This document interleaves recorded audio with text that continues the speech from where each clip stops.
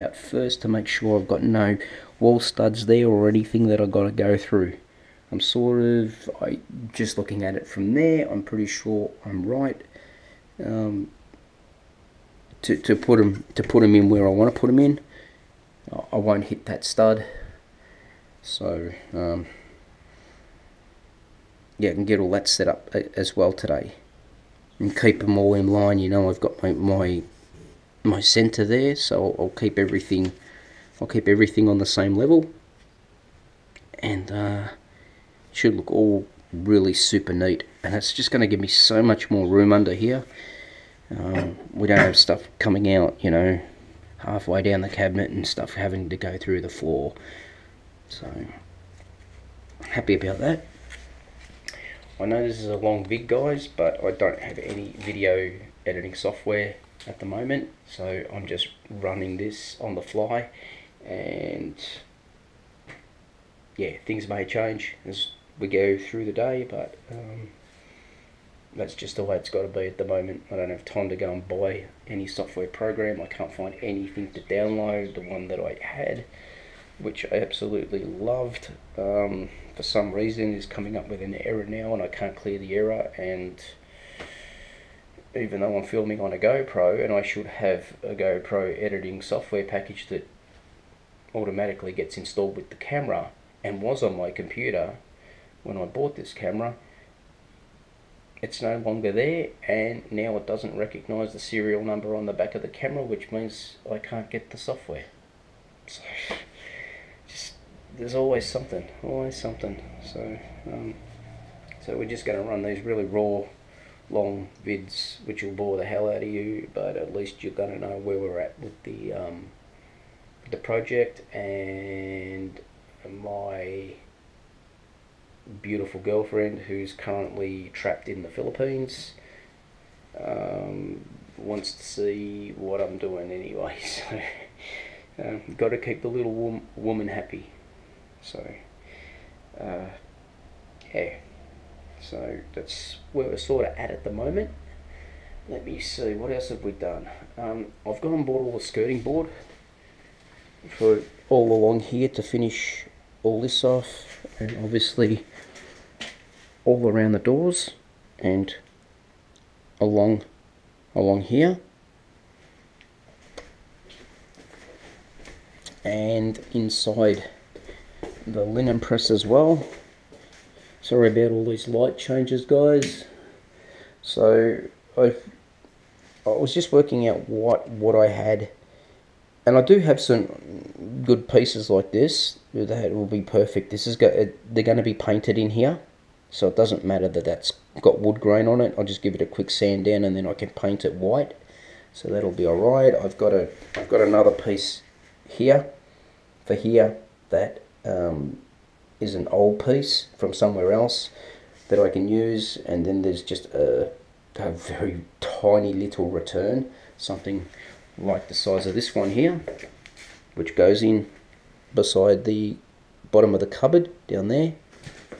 That sort of goes in there like that. And then nothing goes along here.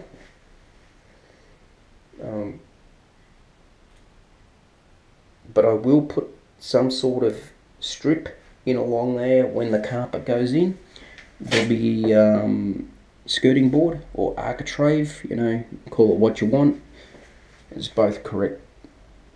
They're both correct terminologies for it. So there'll be some here and along here, and then I've got all the architrave to go up and over and down the door. I've got it to go around the NBN box. I'm going to finish off stopping up these corners today. These were the last two corners I needed to do in here. Most of this has only got a second coat on it. It still needs a lot of sanding. I gave it just a really quick sand the other day just to see where my highs and lows were. So yeah, everything's still basically the way it went on, and I did put it on thicker in some spots because we did use some second-hand materials in here. So this wall was second-hand plaster. we'll use plaster that we've recycled. That top part is recycled. This bottom part is recycled, and then basically that top part, and this bottom part's recycled too. So this middle part here, this top part,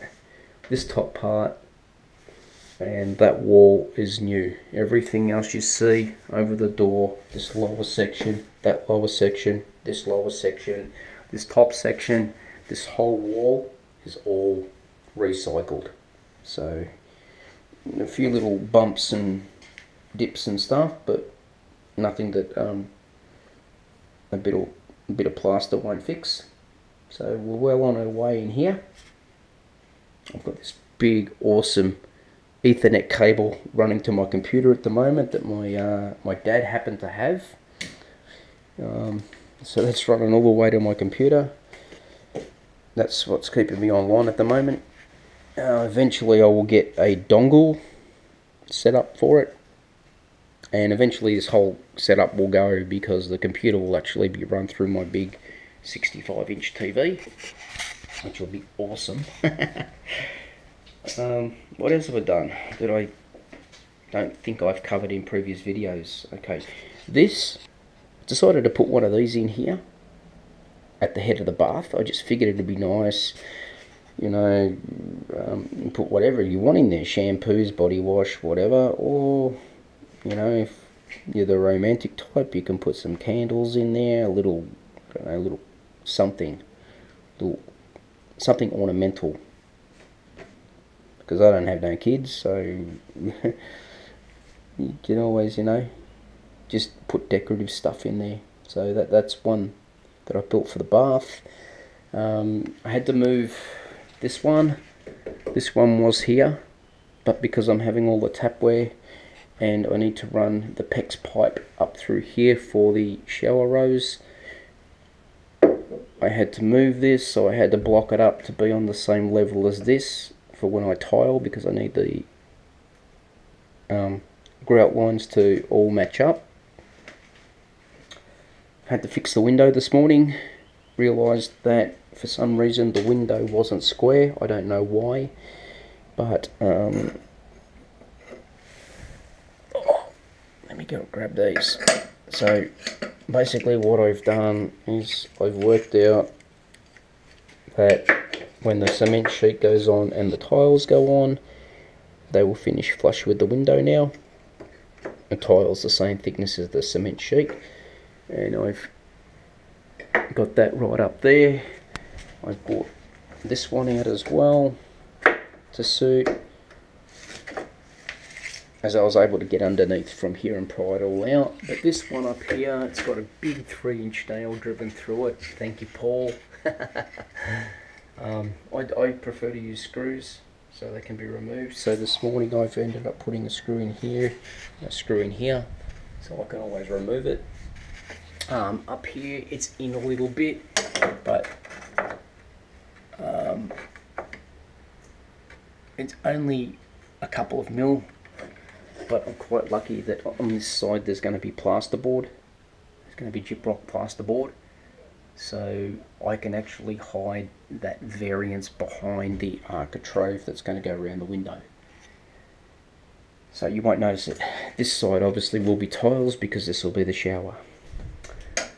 Alright guys, I'm scrambling to try and think what else I need to put into this video.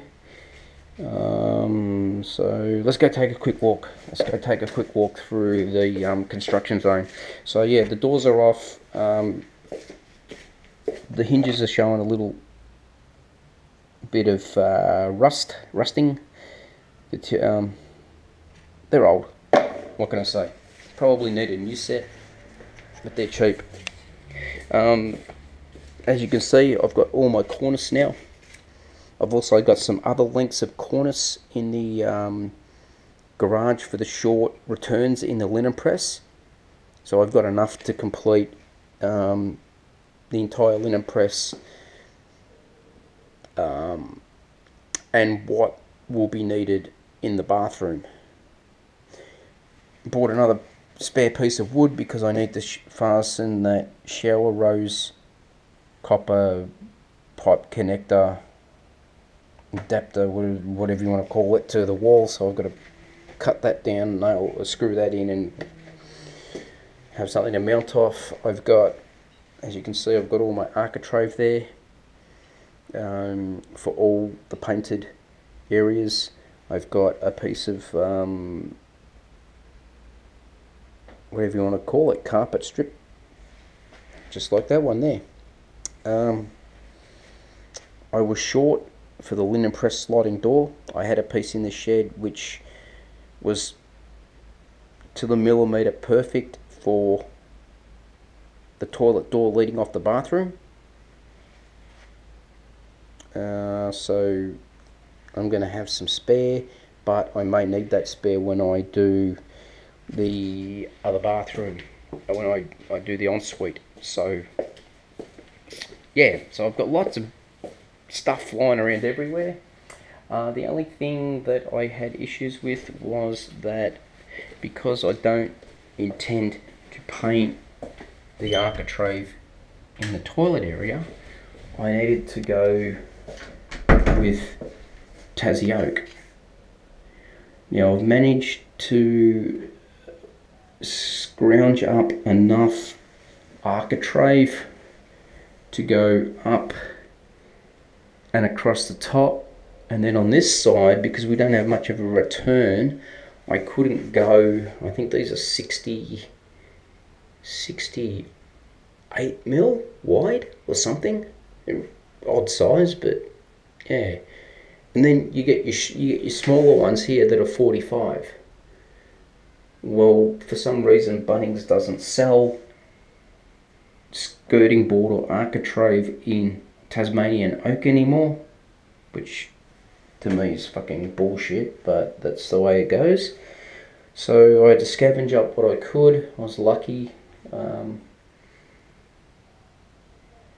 managed to find enough. I've had to repair one strip of architrave for this side, which was actually a 45 wide piece. Very lucky that I had one. And where that came from, that came originally from this door, and it had the light switches installed into it, so it had two round holes that have been drilled out in the architrave. So what I've done, let's go, might as well. So what I've done is I've tried to do a repair on it, and hopefully this repair will come up okay. So as you can see, I've got a piece of wide architrave there, the 68, which is enough to go up one side of the door. Obviously it has to be sanded back. And then I've got this 45 mil wide one, which I need for that small return. And what I've done, actually we can take this apart now, so just bear with me guys. Okay, this has been gluing for 48 hours now, so this should all be right now to go. I expect that this other piece of wood's probably going to be stuck to it, but not hopefully bad enough. There we go. So I've done a repair to give me what I need. I'm going to got to do a little bit of filling here. There's a split here. I tried to clamp it all together. It looked good from the back, but when the other piece of wood was on the flat side, I couldn't clamp it here because there's a step in it. But when it was on the flat side, it looked good, but obviously not good. But you know, it's behind the toilet door, so I will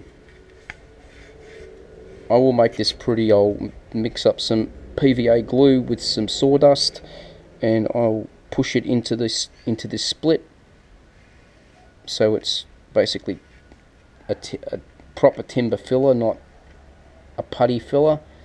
And then we'll give this a sand down. And although the grains are slightly different, I think once I get everything filled and sanded and restained, I think it'll look alright. I don't think anybody is going to notice it. but it saved my backside. I only needed the one piece of 45, and this was the best I could do, so I have enough now to get that door finished off. So it's going to be an interesting one to come back to on another video to show you how that comes up. So I'm surprised the grain's different, because that come off an old piece of architrave that was originally fitted in the house in 1982, and this piece here that I'm holding in my hand, the long piece, was here in 1982 as well. So it should have all been from the same batch. I don't know what's, like, if you look at the grain in that, there's a lot of feature in it. There's not much around the actual repair itself, but when you start to get up here, you can start to see that it's starting to get the same texture in it. It's starting to really look the same. So it might be, it just might be needing a good sand to bring it back to looking like it belongs, you know. But it doesn't matter. It doesn't matter. A lot of the building materials were getting less and less because I'm just recycling everything. I don't, like I've always said, don't throw out your scrap. Especially, you know, I always say that on my hot rod builds, my car builds, don't throw out your scrap. So I'm keeping everything, and you'll be surprised how many little things have come in really, really handy for spacing things out, for blocking things up. And if I just had hired a mini skip and thrown all this stuff into the mini skip from the start and started from scratch, I would have had to have bought everything just to do shitty little repairs. But so far everything's been recycled. It's been good, and it saved me a lot of money. The little wood pile too, wow, we're up to 35 minutes.